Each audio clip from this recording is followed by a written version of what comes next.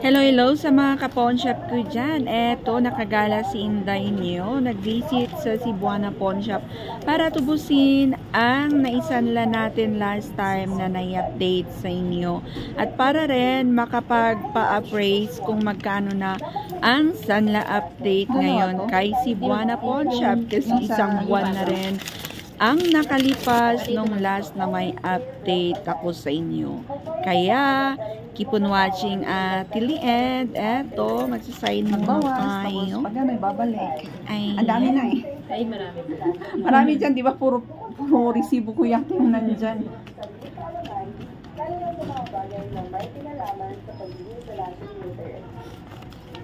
Para makatulong ang mga principal sa pag-start sa inyong e-commerce.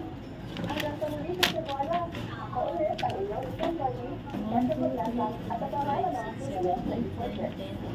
13,000-14,000 kami nalisa. Sige, mag-process lang. Yung binigay mo bang appraisal na to, yung sagad na siya? Yes, ma'am. Yo! Welcome back to our vlog. So yun, nakavisit tayo kay Cebuana Pawn Shop. Nagtubos and syempre, hindi natin kakalimutan pa-appraise ng alas natin para mai-share ako sa inyo. Pero yung ginawa natin ngayon is wala tayong resibo kasi nga nagtubos and then pinari-appraise ko, okay? And then, syempre, dinagdagan ko na rin kung ano yung suot ko. And, isa pa pala yung pinuntahan ko ngayon na branch is yung usual na pinupuntahan ko.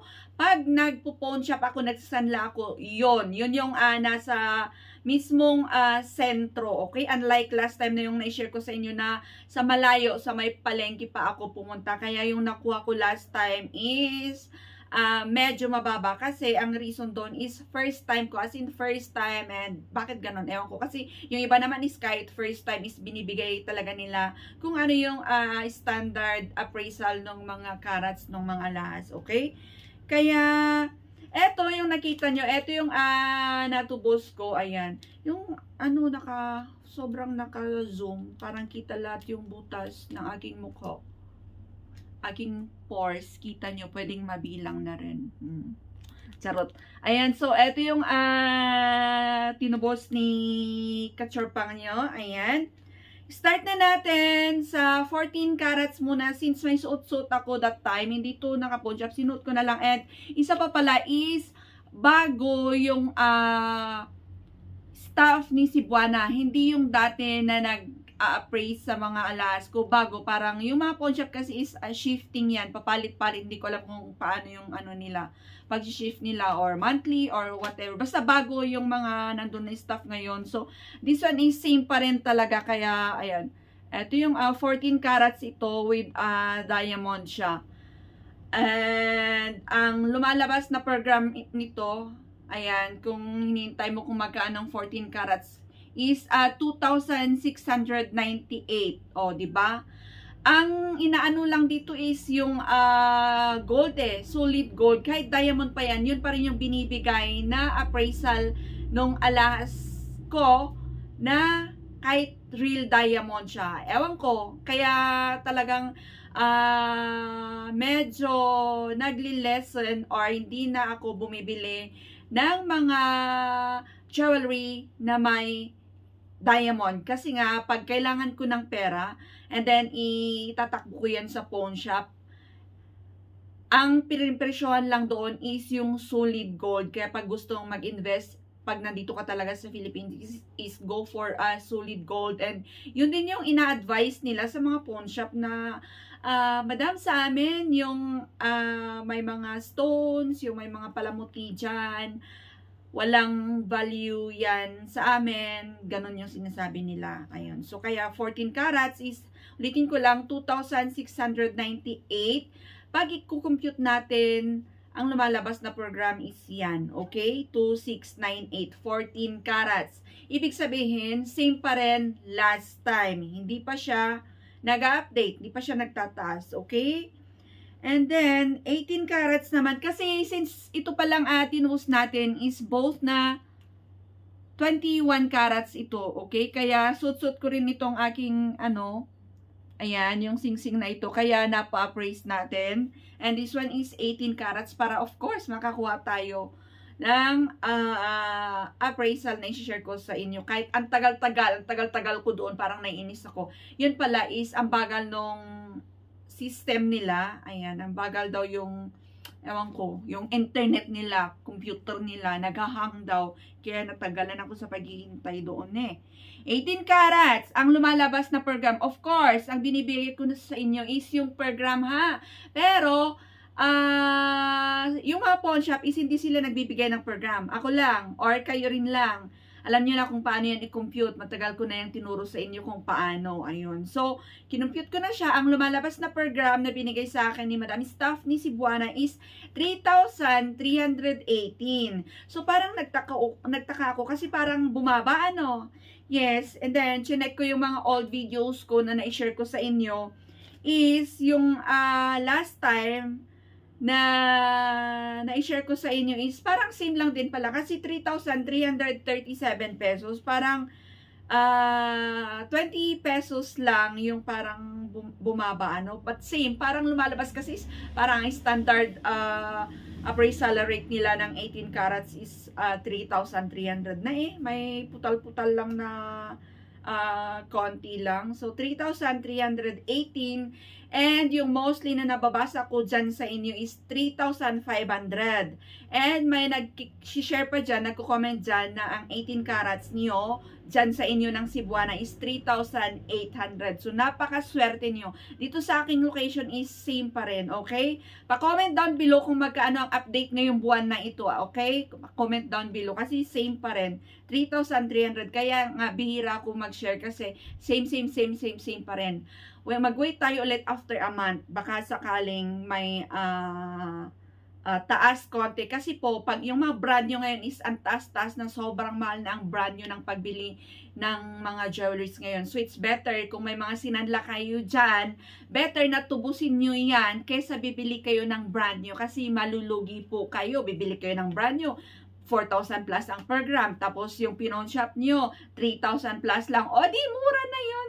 Kaya maganda rin, pag may mga pinon shop, yung kakilala nyo, yung kapitbahay nyo, pag hindi nila kayang tubusin, kunin nyo na, tubusin nyo na pag gusto nyo talagang bumili ng mga alahas. Ayun, mas makakamura kayo kaysa bibili kayo ng mga brand nyo ngayon. Okay? Share ko lang yun. Tips. Ayun.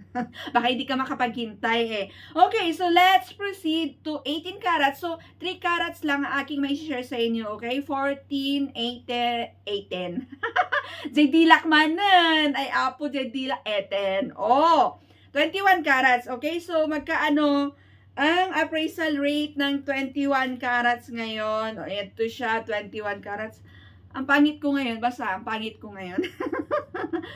21 carats, magkano per gram na bigay ni staff is 3,808 pesos ang appraisal niya dito sa aking 18 carats. And, mind you, this one is, tinubos ko siya and then pinare-appraise ko. So, dapat good shot, good yung ano nito, 'di ba? Kasi nga tinubos mo siya pero bumaba pa.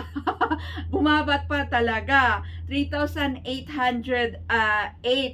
And yung sanla ko dito, nung sinanla ko siya is 3,876 last time. Last time, ito yung appraisal na aking binigay sa inyo. Parang 2 months ago, 3,876. Now, is bumaba siya ng 68 pesos. Ano ba siya ng 68 pesos? So, parang ang standard talaga ng 18 carats, same yung sinabi ko kanina, parang 3,800 pesos ang 21 carats. And yun, again, sa mga nabasa ko na comment nyo dyan sa inyong location is 4,000 na, 4,000 plus and 4,070, 4,100, yun yung sinishare nyo. Kaya, please po pa-share naman kung magkaano yung sanla update sa inyong location. Feel free to comment down below para may share natin yan sa mga ka-pawn shop natin na nagko-comment and nagtatanong and para basahin rin nila para may may update sila sa kanilang mga jewelries, lalo na sa mga OFWs. Sila yung gustong malaman kung magkaano na yung update or sanla update dito sa Philippines. Ayun. Para alam nila kung ngayon ba sila bibili ng mga alahas or mag-aabang ba sila for the next month, ganun. Parang binibase nila, nagbi-base sila, okay? Pero same pa rin, gold is the best investment kasi nga habang tumatagal yan is kung hindi nyo na isusuot, itatago nyo yan is yung value niyan, at least hindi siya nagdi-depreciate, okay? Kahit hindi man siya yung biglang tumaas yung value niya kasi nga nandyan pa rin, steady pa rin sa market.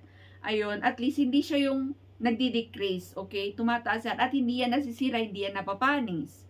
Ayun, so yun lang yung para sa akin kasi yung iba is ayaw nila sa mga jewelries, gusto nila sa ibang mga bagay-bagay, okay? So, yan lang aking nai-share sa inyo and sana wala akong mali, charot. Kasi alam niyo na pag nag-vlog ako on the spot, ayan, so yung mga bunga ko, yan, kung ano yung lumalabas, yun na yun talaga. Kaya minsan maraming, marami akong ganon. Kasi iniisip ko, wala akong kodigo or wala akong memorize or on the spot talaga pag naisipan kong mag-share sa inyo, okay? Kaya pagpasensya nyo na pag marami akong stammering dyan. Charot! Ayan. And ulitin ko lang, 14 carats, 2,698 per gram. 18 carats, 3,318 pesos per gram. 21 carats is 3,808 pesos ang per gram. Yung 22 and 24, alam nyo na yung 24, I think, mas mataas. Pero yung 22, I think, same lang. Kasi minsan sa Cebuana is ganun sila. Kung ano yung appraisal nila ng 21 carats, same lang din yung binibigay nila sa 22 carats. Ayun, for me. And sometimes, may staff naman na nagbibigay talaga ng 22 carats ang binibigay na appraisal niya. Magkaiba sa 21. Ewan ko bakit ganun ang Cebuana. Yun yung napapansin ko, okay? Iba rin sa ibang mga pawn shop. So, yan lang po ang aking Minarites. Minarites! Yung Minarites and Sanla update para sa inyo from Cebuana Pawn Shop. Abangan nyo na lang po yung ibang Sanla update natin sa ibang pawn shop. And mag-update tayo ulit ng Cebuana Pawn Shop sa ibang branch naman para maiba. Okay? So, that's it. Thanks for watching. Bye-bye and God bless. You know the drill. Comment down below. Bye! Love you.